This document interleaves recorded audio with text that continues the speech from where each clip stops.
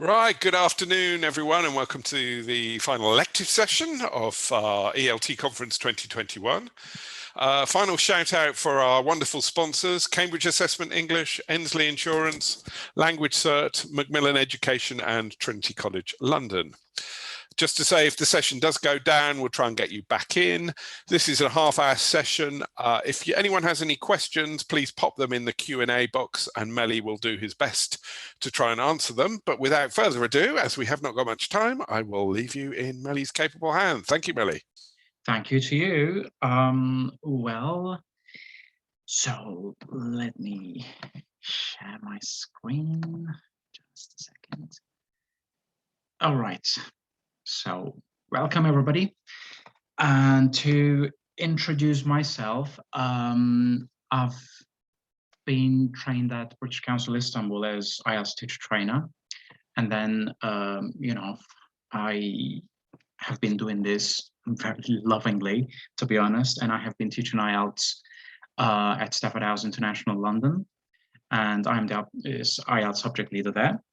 And today we're going to focus on soft skills, basically. So I will try to help you with the integration of some soft skills into exams classes and give you some ideas from my own teaching experience and some ways to mentally prepare students for their exams. All right, so I have a question. What are these soft skills? Do you have any ideas?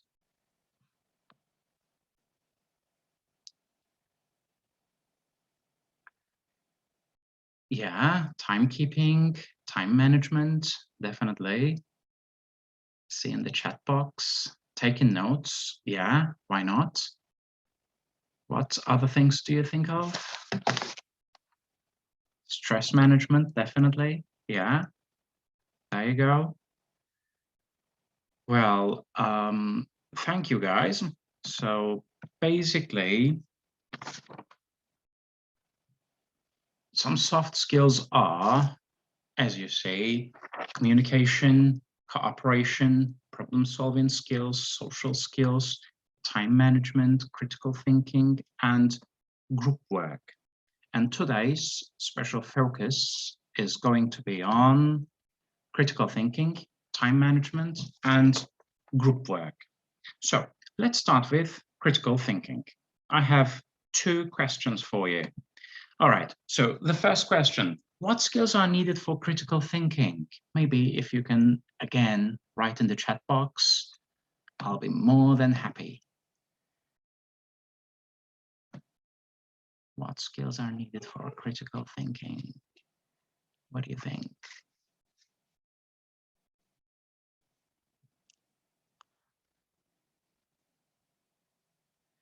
Reflection, yes, definitely. What else? Any ideas? Autonomy, yeah, why not? Why not? We all need learning autonomy, right? Analysis, yeah. Identifying fact and opinion, yeah. Or even differentiation, yeah, yeah. Great answers, guys. Thank you. So, we're first going to analyze the first question. What skills are needed for critical thinking? So, as you see, guys, on my screen, observation, analysis, organization, prediction, interpretation, evaluation, explanation, and decision-making. Obviously, as teachers of English, we use all these skills, maybe knowingly or maybe not, right? So when I saw this question, when I thought of this question, I thought we can analyze it in two different ways, actually, from teacher's side and student side. Because, having critical skills is not only important for students, but also for teachers, so teachers can implement them into lessons and syllabus, basically. So now let's focus on teacher's side first. All right, so This definitely reflects my own teaching experience. So these are some of the things that I use, critical thinking. As you see, negotiated syllabus, schemes of work, monitoring students, giving verbal feedback, and etc. I said etc. because it's related to time management. I only have half an hour, so you know, it's one of the soft skills, so I have to be conscious of timing. All right, so let's focus on negotiated syllabus. Well, obviously, you know, in such a city as London, it's one of the most important things, because you may see just one student, you know, you may see one student for only a week, and you may see one of your students for more than a year.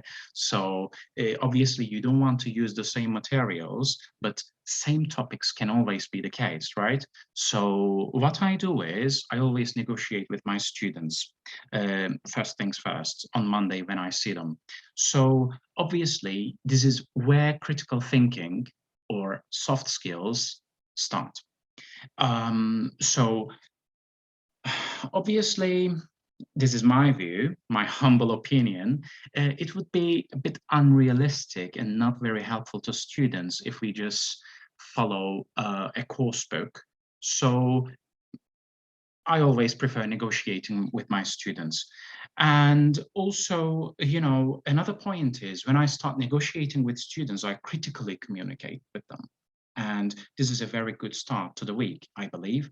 And also, as you see, we have schemes of work. Where I work, we use schemes of work, and we always write schemes and send these to our students. In this way, students actually own their own learning, because they know what to learn and when, most importantly. So most of the time, let's say if I'm going to do writing on Wednesday, they attend this class in a prepared way. You know, it's a sorry, it's a very good way to trigger their critical thinking skills. So they basically think about what we did before and then focus on their weaknesses. And this is, again, one of the ways of triggering their critical thinking skills. And monitoring students. I believe I use nearly all of these skills needed for critical thinking here, because, you know, we observe students and then we analyze and then interpret data, evaluate them, and then we decide on something. And obviously this leads to answering students' emerging needs. And one of the best ways to facilitate learning, I believe, in exams classroom. And given verbal feedback is, I believe, one of the ideas that I use for differentiation, because as an IELTS teacher, I tend to have 3 different levels in my classes. And obviously differentiation or individualization plays an important role in here, because even with the same activity, different students get different gains from these activities, because not everybody wants to achieve the same score and not everybody is the same level. That's why feedback is, in that sense, not only projecting the answers on the board, but, you know, giving something, giving verbal feedback definitely benefits them more in that sense. Also, you know, when we use stronger and weaker student matching, you know, it's always good to give the lead to stronger students, because, you know, in terms of learner autonomy, it plays a very, very important role in classes where you have different levels of students. And let's focus on student side. So for critical thinking, so as you say, we have learning through observing, analyzing questions, responding the task relevantly, and understanding band descriptors correctly, and again, etc., because of time management. What do I mean by learning through observing? I think this is obviously another type of critical thinking, because observing is not only looking at something, they acquire something when observing. So basically they learn from each other. That's why, you know, pairing weaker students with stronger ones plays a bigger role here, because it gives them learner autonomy. So, you know, most students, in my own experience, love being hands-on. So there you go, it's great. And we can actually look at the other three altogether, like analyzing questions, responding the task relevantly, and understanding the band descriptors correctly. So, you know, since it's an exams class, understanding the questions correctly is essential, right? Because normally, under non-exam conditions, a student may answer questions comfortably and maybe, let's say, more correctly, but in exams, everything has to be done in a format. So that's where descriptors play an important role.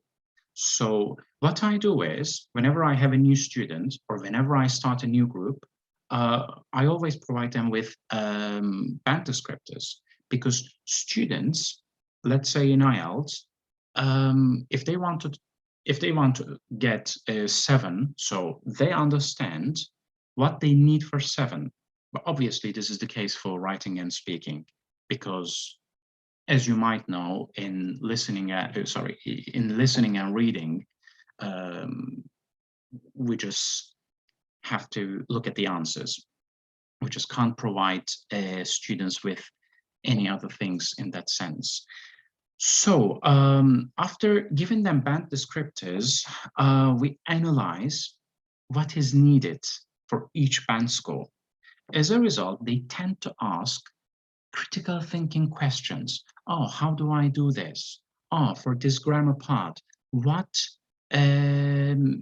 topics of grammar, what areas of grammar are included in band score, let's say 6.5.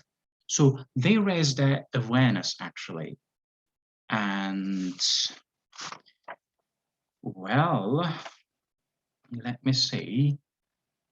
I think we can focus on the second question related to critical thinking. So why do we need critical thinking? Let's go back to that question. Any ideas? Why do we need critical thinking? Again, maybe in the chat box. Any ideas? Yeah, it's a life skill. Yeah. To get learners to internalize skills, to fully engage with material. Yeah. Exactly. Yeah. To encourage debate. Yeah. It makes life more interesting. I absolutely agree with that. For self-monitoring, yeah, perfect ideas. Thank you. So let's go back to this. So basically, why do we need critical thinking in exams? So reflection and deeper processing lead to understanding of receptive skills and production of meaningful, relevant language. So what I understand from reflection in exams classes, for me, this ideally means that students do not make the same type of mistakes. Ideally, you know, of course, realistically speaking, I aim for the reduction of mistakes depending on the score they target. Because, you know, if a student doesn't have enough time, and if he or she is only wants to, if he or she only wants to achieve, let's say 6 out of 9 in IELTS, then, you just shouldn't make him or her stressed, right? Just give him enough information, maybe a little bit more, that will suffice. That's perfect. So, obviously, practice is a great way for reflection. So, we're going to focus on how I do that. And deeper processing in this manner, I would say, is more about cognitive and affective depth. For them to have this cognitive and affective depth, I sometimes make them write questions, especially for speaking. So you might know in nearly all the proficiency exams, they include speaking, of course. So what I do is I don't immediately give them the speaking questions. I first give them the topics. Let's say for IELTS speaking part 1, colors. So I have them write questions, speaking part 1 questions. And with the same topic, part 3 questions. So I need to understand if they can differentiate what part 1 questions and part 3 questions want from the test takers to do. So I always, of course, concept check before. So in part 3, you have to use the subject they, or in part 1, you have to use the subject you. So if they know this, if they can write questions, they already actually think of the answer, right? So in this way, they are critically thinking, actually. And of course, the result, understanding of receptive skills, production of meaningful, relevant language. So, as you know, most proficiency, well, let's say all proficiency tests for skills. So the ultimate goal for students is to acquire these skills. But then again, do we need to push them to the limit? I think that would be another session, right? We can answer this question. Maybe I'm going to provide my email address, and for further discussion, we can do that. So another soft skill that I would like to mention is group work. So, well, obviously, it doesn't have to be only group work. It can be solo work too, because that would be self-commitment in that sense. So, but obviously when in group or in pair, let's say, it means more responsibility. As you say, group work always relates to commitment and responsibility. So, I use exams and checklists. How? I use them to give them the feeling of commitment and responsibility.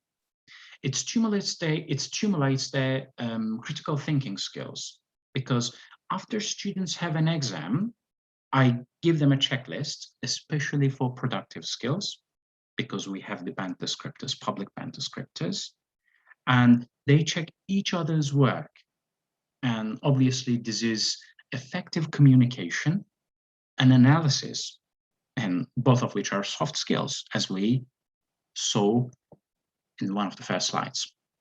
And obviously, the ultimate goal here is raising awareness of the requirements of their target score, learning moment, memorable. So, so what happens when they have more awareness of the descriptors? Basically, my answer is quite simple. Their goal happens, because when you think about it, the number of their mistakes reduce, because I have witnessed some students saying, oh yeah, we actually focused on this, it was in the band descriptors, and maybe I should answer this question that way because that's what's required. And also, when they, as you see, check each other's work in groups, they tend to recall this type of situations faster and better because of cognitive and affective filter. So when students give each other feedback, it becomes a learning moment for them. And it obviously becomes more memorable because it's a live experience. They live through it. That's an experience, which is great. And my last bit of soft skill is time management. Obviously, in exams classes, this is one of the most important things, right? And my way of thinking of time management is practice leads to knowing durations and instructions as well as question types. So I will give you some examples from my own teaching experience about IELTS. Think about a situation in which a student wants to get, let's say, band score 6 out of 9 in IELTS. So in terms of receptive skills, this person needs to achieve 23 out of 40 correctly. All right, so through practice, this student can understand which questions he or she is better at, and then he or she can start with these questions and use her or his or her time wisely. That's what's all about, to be honest, because I've never had a student who has wanted to achieve, okay, I'm just going to get 9. That's never the case. So just, you know, is it 6? Is it 6.5? Is it 7? Just, this is how I use differentiation in my classes, to be honest, because I give individual feedback, verbal feedback. Okay, do this like that, do that like this type of things. Or, you know, basically that's what we can call cherry picking, right? So they cherry pick the questions. And for example, another very important point that I use for writing, you know, out of 9, basically 6 points come from writing task 2 in IELTS, and only 3 come from writing task 1. So I always suggest my students start with writing task 2. And that is actually a better way, a better thing to do, because in most countries, culturally speaking, they have essay writing starting from high school on, you know. But writing task 1, it's basically a graph analysis or a diagram analysis or even sometimes maps. So why would you lose time with that? So that's not, you know, I never suggest, okay, don't write anything or, you know, just focus on task 2. That's never the case. Of course, just to use their time more wisely. And in writing task 1, for example, that's what I do. In the task achievement band descriptor criterion, they have this overview related sentence. All right, so I always tell them, okay, for overview, just include it right after the introductory sentence, because if you don't write it, your task achievement point will drop to 5.5. So why would you lose that, right? So this type of tricks they need for their, you know, for better time management in exams, we can say. Well, I have more things to say related to that, but my time management is not very good because I have 7 minutes left. So now I think we can focus on how to prepare students for exams mentally. I divided this part into 2, inside the classroom and outside the classroom. So as you see, inside the classroom, I motivate students to motivate themselves, which actually promotes intrinsic motivation. And, you know, as you see, daily, weekly goals and focusing on their progress. And, you know, telling them enough concern is always good, and feedback. So what do I mean by this? You know, when they're in London, sometimes students can have a bad mood, not because of the exam they will take, but because they are away from their families or because of the weather, right? So then I tend to change my role to a friend of course, not being too friendly. I don't always have to be a learning facilitator. Change your role in exams classes because students love it. And, I always promote good rapport because students tend to attend the classes because of the teacher, not because of a book or something else. So when they have a good rapport, they will be more attentive, they will feel more responsible towards the teacher and the class actually. So this always results in a better score. And when we think about daily, weekly goals and focusing on their progress, well, obviously it would be unrealistic for me to say, all right, so focus on their progress because, progress is not always linear, I believe. So sometimes promoting positive feedback for students. Let's say in 1 week, a student may have 25 questions correctly, and then the other week that might drop. So maybe you can always tell the students, all right, so just focus on the topic. Maybe you don't know a lot about this topic, just do research. This type of things, they always feel, oh yeah, I'll do better next time, just push them. And enough concern is good, yeah, because if they don't have enough concern, then they tend not to care about the exam enough. And it's a waste of time, actually. I always give examples or make them up because how will they know? They won't. From some previous students, let's say, they might not exist. And for feedback, yeah, offering praise at the right time is very important. All right, yeah, there you go. You did it this time. And it's also effective listening for them. And to develop performance, feedback is definitely essential. And my final point is outside the classroom, I always tell my students to sleep well, mind your diet, exercise, talk it out with a friend or family member, and empty yourself mentally. Because, especially the week before the exam, I always urge them, okay, sleep well, mind your diet, don't drink too much, this type of things. And be careful with how many hours you sleep at night, that's very, very important. Well, I think that's it from me. And does anybody feel encouraged to be an exams teacher? Who wants to be an exams teacher now? I do. Well, all right. Why not? Yeah, and Yes, someone said me. Has anyone got any questions for Melly? Thanks very much for that. That was excellent. Thank you to you. Anyone got any questions they'd like to ask? Thank you. Really, I'm also reading the Lots of thanks messages. for the session. Yeah, lots of thanks. Yeah. Well, well, if you want to ask me anything, if you don't remember, now, then my contact info is, as you see, my email address and my LinkedIn profile. And well, thank you. Some ideas are definitely there. Great. Yeah, okay, thank right. you. Nice messages. Thank you, Mele. Thanks. Yeah, We'll finish it there.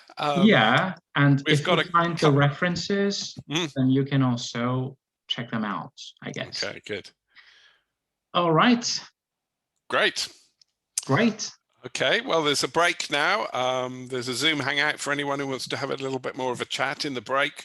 And then we've got our final session of the day after that. So thank you. Thank you to you. Bye-bye. Bye.